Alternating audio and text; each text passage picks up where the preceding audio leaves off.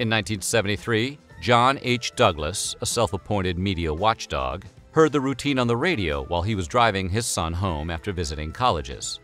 The station was WBAI, an affiliate of Pacifica Radio, and they had actually been airing the uncensored routine as part of an intellectual discussion about language taboos. Backed by his organization, Morality in Media, Douglas filed a complaint with the FCC and asked that Pacifica lose its license to broadcast. The FCC's investigation of the incident would last months. Finally, in 1975, Douglas's complaint was upheld and Pacifica was issued a warning. Of particular concern to the Commission was that the broadcast went out at 2 p.m., a time they believed many children would be listening. No sanctions or fines were imposed in the end, but the Commission warned Pacifica that future complaints could potentially lead to the cancellation of their license.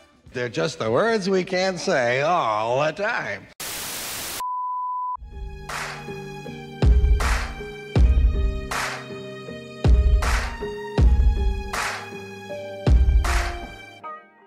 Well, you know, we've discussed last week about the Mercedes Carrera trial, that there could be violations of the several amendments, the 4th, the 6th, the 8th Amendments on there. You know, when it comes to a California court, a lot of times sometimes you can't trust these courts, these judges, DAs. A lot of them were Soros funded. You know, these were backed, and you know, you can look these up. You can look this up on where they get their campaign money from. You'll find that Soros's organizations have been involved.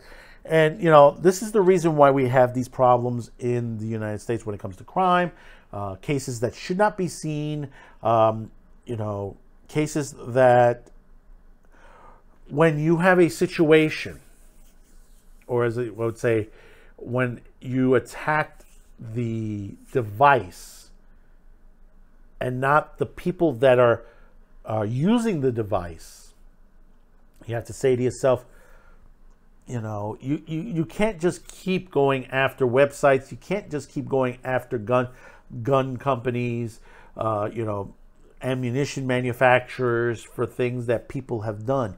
You got to go out and find these people, the ones that are committing these crimes, the people that are uploading illegal content to places like Facebook and Twitter and Pornhub and many others. Recently, Pornhub or Avio has had some civil lawsuits going on, and some of them have been pushed aside by appeals. And now you have a controversial judge certifying a class action lawsuit by Morality in Media that you know, that they're suing Pornhub for stuff that was put on their site. A federal judge presiding over a civil lawsuit in California has granted class certification in the case to all persons who were minors when they appeared in content posted on Pornhub from February 2011 until present. Judge Cormac Carney of the U.S. District Court of the Central District of California made the ruling Friday in a lawsuit filed on behalf of an anonymous Jane Doe who claims that Pornhub monetized underage images uploaded by third parties. Carney, a George W.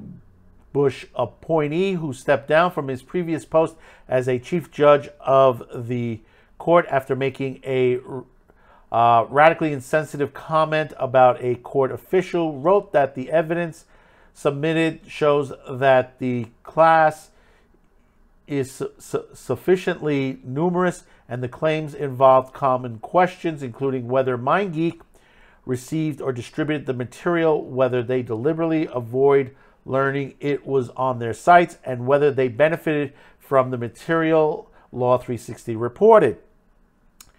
Carney also certified a California subclass with Doe as a classified representative and her attorneys as Sussman Godfrey LLP as a class counsel.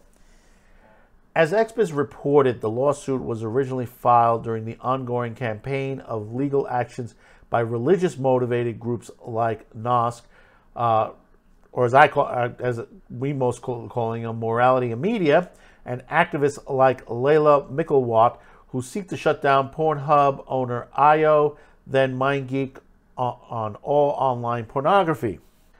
The anonymous plaintiff was initially represented by Michael Bowe, a former lawyer for Donald Trump, and a disgraced evangelist Jerry Falwell Jr.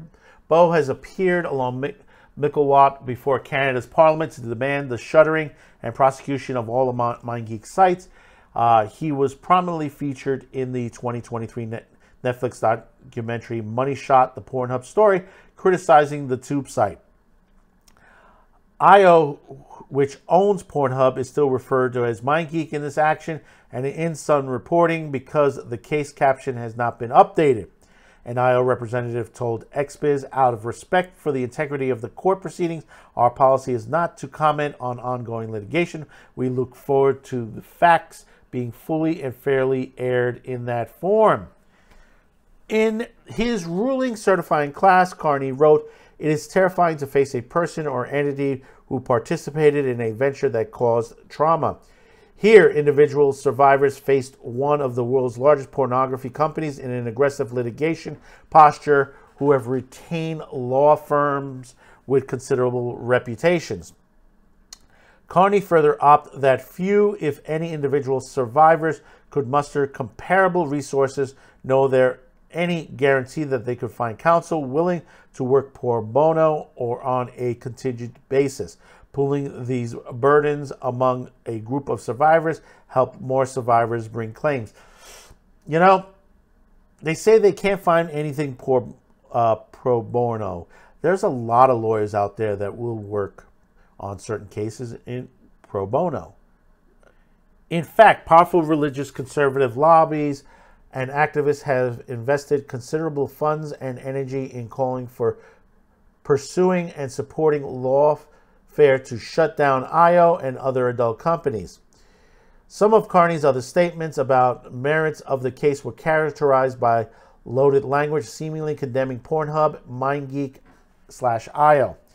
Carney contended that the case is not about money, yeah, right, as the defendant's attorneys have argued, but about compensating class members, protecting them from the future harm, and changing MindGeek's alleged behavior, which is served by both damage and injunction law, 360 reported. Attorney Corey Silverstein, industry attorney Corey Silverstein of Silverstein Legal, emphasizes that the certification decision is not a finding of liability against any of the defendants at this point. Now that the court has granted class certification, the case proceeds as a class action, and the decisions made in the case will generally bind all members of the certified class unless they opt out. He noted, Silverstein explained that to be certified as a class action, a lawsuit must meet specific criteria, including numerous, commonality, typical, adequate of representation.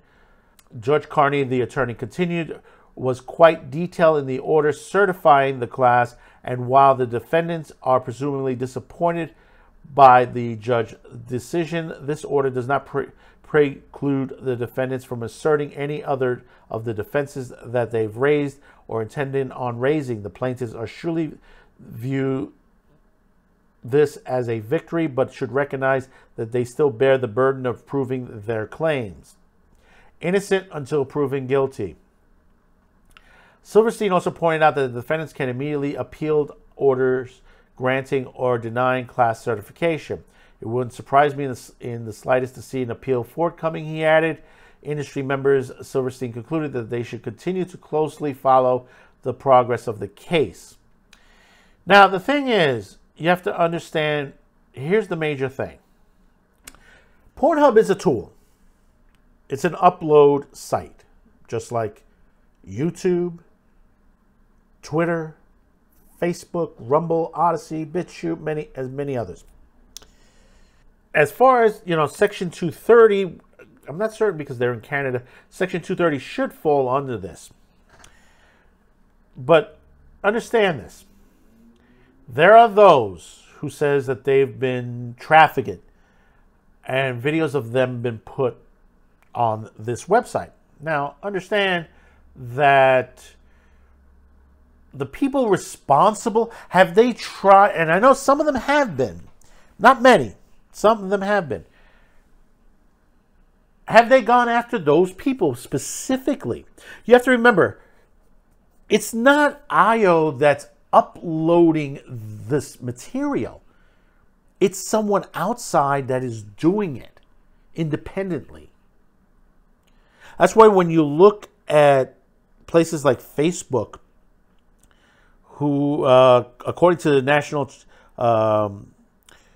Organization for Exploitation of Children, they've had over 2 million they've had 2 million calls upon that they've found that there's been child pornography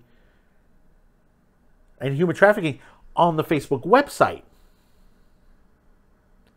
And we know this because basically Facebook has and Instagram have admitted that, yeah, we've removed this amount of content off of our websites. And it wasn't a little amount.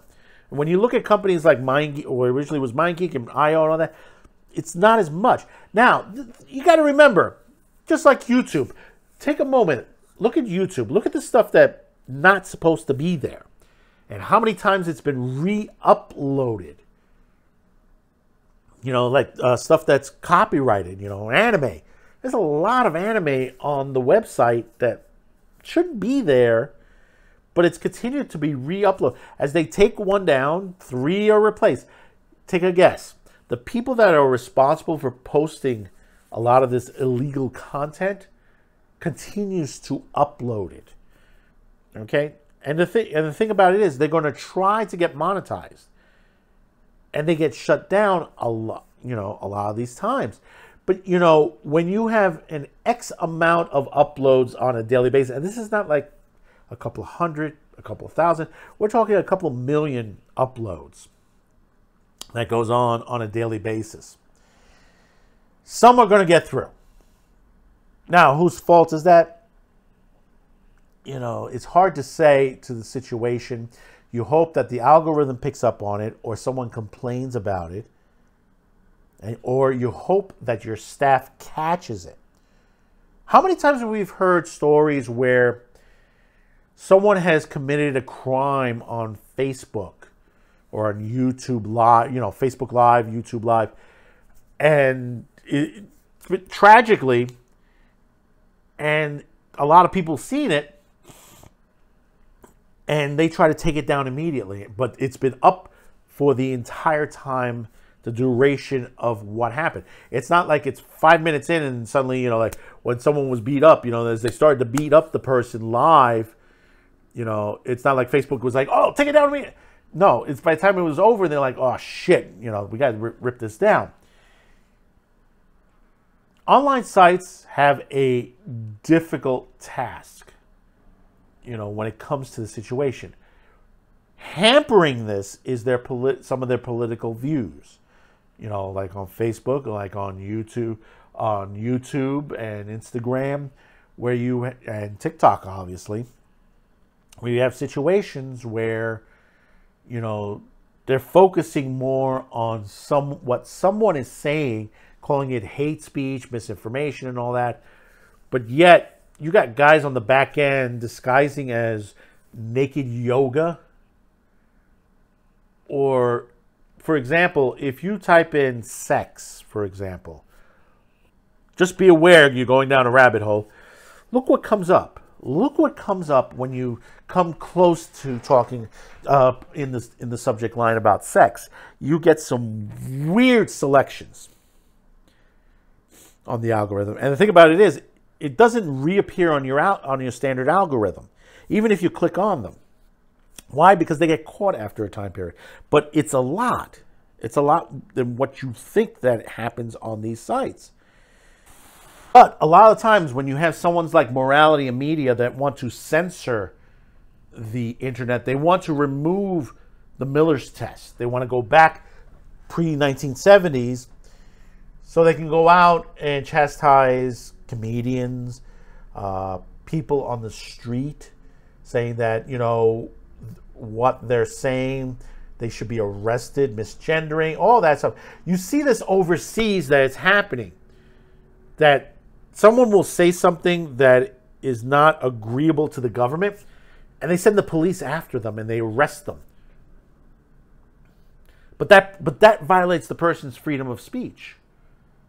If I don't like something, I can portray it. Long as if I am not threatening to kill them or making it a threat to the situation.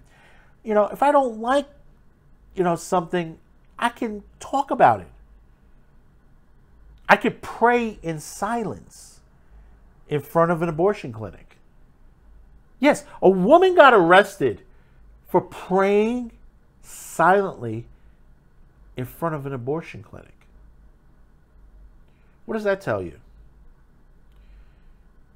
That tells you that basically we don't have our rights, in proper positions. She's standing there doing nothing. She's not harassing anyone. She's not talking to anyone. She's just praying to God. For those on the right, the radical right, think about that for a minute when you come knocking on the door of adult content. Because once you finish that off, the others are going to come after you as far as religion. And they have. There are countries that have gone after Christianity. Nobody is telling you that you have to go to these sites. You don't have to watch these sites. You don't have to watch an R-rated movie. You don't have to watch a horror film. You have the right to say, I'll watch something else. I'll listen to something else. Also, on the other hand of that situation, is you have a tool that's being misused, like a gun. Think about that for a minute. People blame the guns for the killing that's going on in there and all these. But what if you removed all the guns? What do you think would happen? Ask the UK that, because basically they have an increase in knife attacks. And now what does the mayor of London wanted to do? To remove certain types of knives, like butcher block knives and axes and stuff like that from the stores. You're not getting rid of the problem. You're just only going after the tools that they're using. You don't think they have other places where they can upload or sell this product, throw it on a DVD, throw it on a thumb drive, and sell it off on the black market? They do, of course they do. That's where they make their money.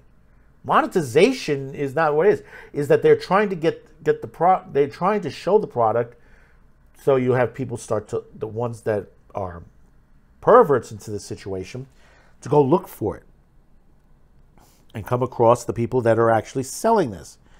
That's where you need to go after. You need to sit there, work with these websites, and say, who is uploading these stuff? Where is it coming from? Yeah, of course, they'll have their IPs hidden.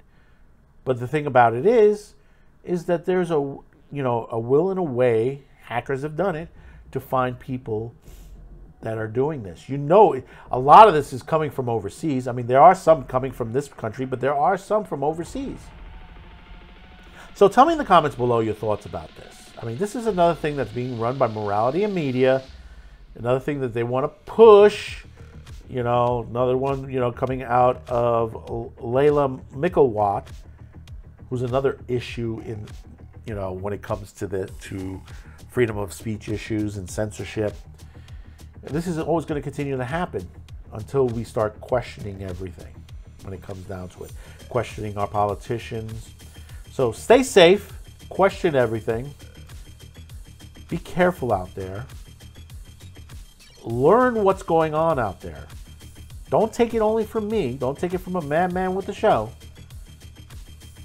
All this information is out there for you to ingest. The truth.